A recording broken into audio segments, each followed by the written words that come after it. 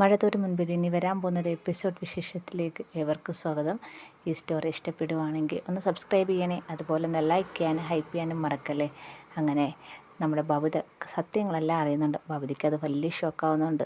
പിന്നെ ബബിതയ്ക്ക് അത്രമേൽ അലീനയോട് സ്നേഹം തോന്നിയിരുന്നു. ഇനി ആരുടെ മുന്നിലും തൻ്റെ ചേച്ചിയാണെന്ന് പറയാൻ പറ്റത്തില്ലോ എന്നുള്ളൊക്കെ സങ്കടം നന്നായിട്ട് ബബിതയെ തകർക്കുന്നുണ്ട്. അങ്ങനെ ബബിതയാണെങ്കിൽ രോഹിത്തിനോട് പറയുകയും ചെയ്യുന്നുണ്ട്, അലീന ചേച്ചി ഇനി എൻ്റെ ചേച്ചിയാണെന്ന് എനിക്ക് ആരോടും പറയാൻ പറ്റത്തില്ലല്ലോ. അന്നേരം കൃഷ്ണമോള് പറയുന്നുണ്ട്, അത് ചേച്ചിക്ക് പറയാം, അങ്ങനെ പറയുന്നതിന് ഒരു കുഴപ്പമില്ല. അതെന്താടി നീ അങ്ങനെ പറഞ്ഞെന്ന് ബബിത ചോദിക്കുന്നുണ്ട്. അല്ല, എപ്പോഴും അലീന ചേച്ചി എൻ്റെ ചേച്ചിയാണ്, എൻ്റെ സ്വന്തം ചേച്ചിയാണ്, ഒരു ഫാമിലി മെമ്പറാണെന്നൊക്കെ നമ്മൾ ചോദിക്കുന്നവരുടെതെല്ലാം അങ്ങനെ പറഞ്ഞാൽ നമ്മുടെ മനസ്സ് ഓട്ടോമാറ്റിക് അങ്ങനെ ആയി മാറിക്കോളും, നമ്മളത് മനസ്സുകൊണ്ട് സ്വീകരിച്ചോളും എന്നുള്ള കാര്യമാണ് ഞാൻ പറഞ്ഞതെന്ന് കൃഷ്ണമോള് പറയാണ്.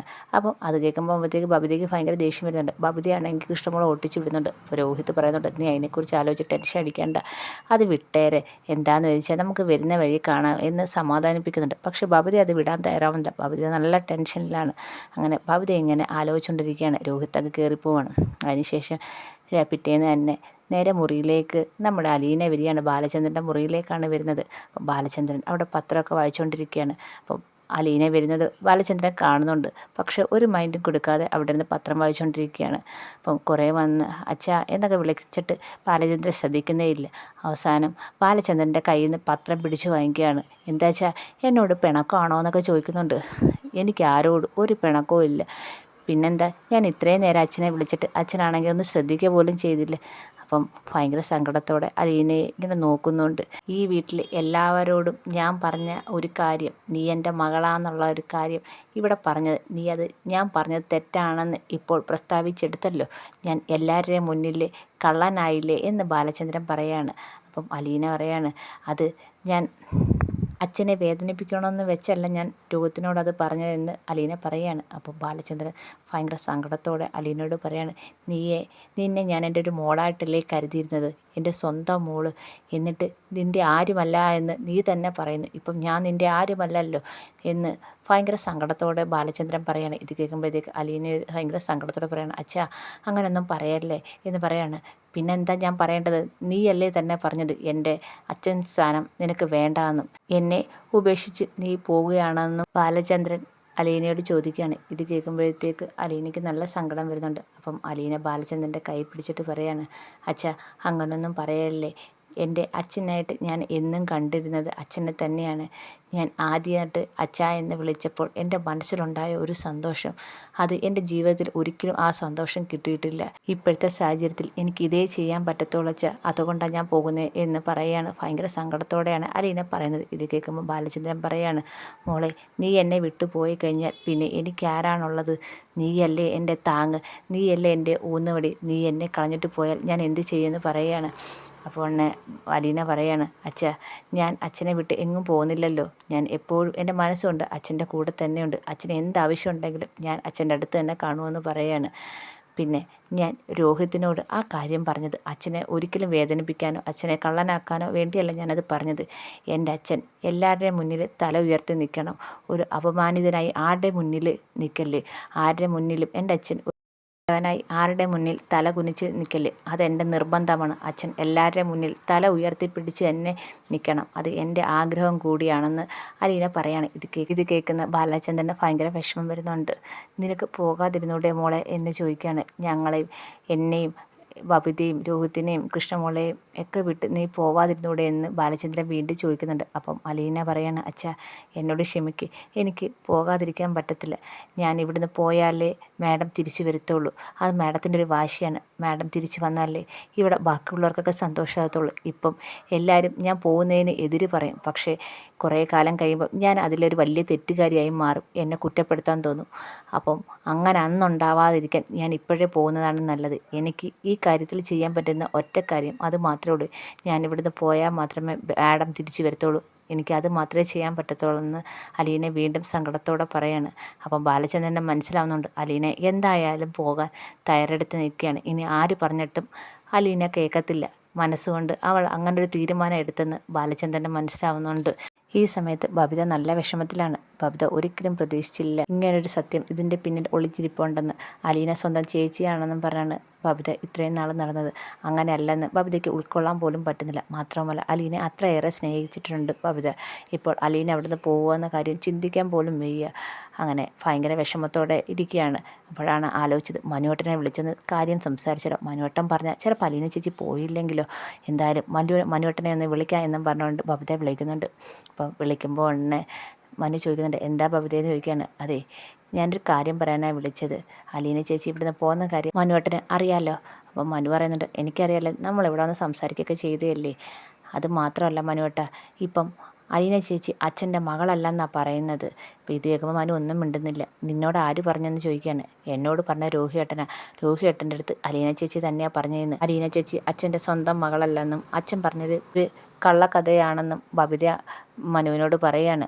അതും അലീന ചേച്ചിക്കും അറിയാമായിരുന്നു. പക്ഷേ ഞങ്ങളോട് ആരും പറഞ്ഞില്ല. അവർ രണ്ടുപേരും കൂടെ ഒത്തു കളിച്ച് ഇങ്ങനെ ഒരു കഥ ഉണ്ടാക്കി പറഞ്ഞു എന്ന് മനുവിനോട് ബബിത പറയാണ്. മനുവേട്ടൻ അറിയാവുന്നോ അച്ഛൻ്റെ മകളല്ല അലീന ചേച്ചി എന്ന് മനുവേട്ടൻ അറിയാവോ എന്ന് ബബിത ചോദിക്കുകയാണ്. എനിക്കറിയാമായിരുന്നു, പിന്നെ എന്താ ആരും ഞങ്ങളോട് ഇതൊന്നും പറയാഞ്ഞേന്ന് ബബിത ചോദിക്കുകയാണ്. അപ്പം മനു പറയാണ്, നിങ്ങളെല്ലാവരും കൂടെ തെറ്റിദ്ധരിച്ച് അങ്കിളിനെയും അലീനയും കൂടെ തെറ്റിദ്ധരിച്ച്. അപ്പം അത് അങ്ങനെയല്ല എന്ന് വരുത്തി തീർക്കാൻ അങ്കിളൊരു കഥ പറഞ്ഞ്, അതിനുശേഷം നിങ്ങൾക്ക് ആർക്കും അലീനയും അങ്കിളിനെയും ഒന്നും സംശയമില്ലായിരുന്നല്ലോ. അതിനു വേണ്ടി മാത്രമാണ് അങ്ങനൊരു കഥ പറഞ്ഞത്. എന്നോട് അന്നേ അങ്കിള് കാര്യങ്ങളൊക്കെ പറഞ്ഞായിരുന്നു എന്ന് മനു പറയാണ്. അപ്പം ബബിത പറയാണ്, ഇപ്പം അതൊന്നുമല്ല മനുവേട്ട പ്രശ്നം. ചേച്ചി പോകാനായിട്ടിരിക്കുകയാണ്, അച്ഛൻ പറഞ്ഞിട്ടും കേൾക്കുന്നില്ല. അപ്പം മനു പറയുന്നുണ്ട്, അവളുടെ ഒരു തീരുമാനവും നിങ്ങൾക്ക് ആർക്കും ഒരു ദോഷം ഉണ്ടാവുന്നില്ല. ഇപ്പം തന്നെ ഈ തീരുമാനം ആൻറ്റി അങ്ങോട്ട് വന്ന് നിങ്ങൾക്ക് നല്ലൊരു ജീവിതം ഉണ്ടാവാൻ വേണ്ടി മാത്രമാണ് അവൾ പോകാൻ തയ്യാറാവുന്നത്. മനസ്സ് ഇഷ്ടം ഉണ്ടായിട്ടല്ല അവൾ പോകുന്നതെന്ന് മനു പറയുകയാണ്. അപ്പം ബബിത പറയാണ്, ചേച്ചി ഇവിടുന്ന് പോകുന്നത് ഞങ്ങൾക്ക് ആർക്കും ഇഷ്ടമല്ല. പക്ഷേ ചേച്ചി ആര് പറഞ്ഞിട്ടും കേൾക്കുന്നില്ല. അച്ഛൻ പറഞ്ഞിട്ടും ചേച്ചി പോകും എന്നുള്ളൊരു തീരുമാനത്തിൽ ഉറച്ച് തന്നെ നിൽക്കുകയാണ്. മനുവേട്ടനൊന്ന് അലീന ചേച്ചിയോട് സംസാരിക്കാവോ, ഇവിടുന്ന് പോകല്ലേന്ന്. മനുവേട്ടൻ പറഞ്ഞാൽ ചിലപ്പം ചേച്ചി കേൾക്കുമായിരിക്കും. എന്തായാലും മനുവേട്ടനൊന്ന് സംസാരിക്കുമോ എന്ന് ബബിത മനുവിനോട് പറയുകയാണ്. അപ്പം മനു ഇങ്ങനെ വിഷമിച്ചിരിക്കുകയാണ്. പ്ലീസ് മനുവേട്ട ഒന്ന് സംസാരിക്കരുത്. അലീന ചേച്ചി ഇവിടുന്ന് പോവല്ലേ എന്ന് പറ. ഇവിടുന്ന് ചേച്ചി പോയാൽ ശരിയാവത്തില്ല എന്ന് ബബിത മനുവിനോട് പറയാണ്. അപ്പോൾ മനു പറയാണ്, ഞാൻ എന്തായാലും ഒന്ന് സംസാരിച്ചു നോക്കാം, ഒരു പ്രതീക്ഷയൊന്നും വേണ്ട. അങ്കിള് പറഞ്ഞിട്ട് പോലും അലീന കേൾക്കുന്നില്ല. പിന്നെ ഞാൻ പറഞ്ഞിട്ട് ആ തീരുമാനത്തിന് വലിയ മാറ്റം ഉണ്ടാവുമെന്നൊന്നും തോന്നിയില്ല. എന്തായാലും പറഞ്ഞു നോക്കാമെന്ന് മനു പറയുന്നുണ്ട്. ശരി മനുവേട്ടാന്നും പറഞ്ഞിട്ട് ബബിത വെക്കുന്നുണ്ട്. ബബിതയ്ക്ക് നല്ല വിഷമമുണ്ട്. മനു ആണെങ്കിൽ അങ്ങനെ ആലോചിച്ചിട്ട് അലീനയെ വിളിക്കുകയാണ്. അപ്പം അലീന ഫോൺ എടുത്തിട്ട് ചോദിക്കുകയാണ്, എന്താ മനുവേട്ട, എന്തെങ്കിലും വിശേഷം ഉണ്ടോ എന്ന് ചോദിക്കുകയാണ്.